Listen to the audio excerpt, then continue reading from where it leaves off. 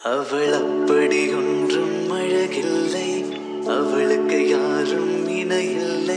அவள் அப்படி ஒன்றும் கலரில்லை, ஆனால் அது ஒரு குறையில்லை.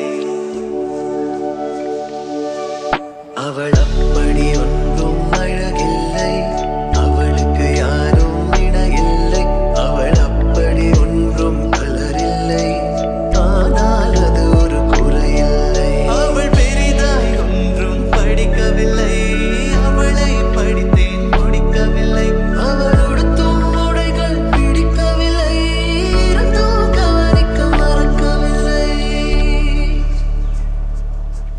அவள்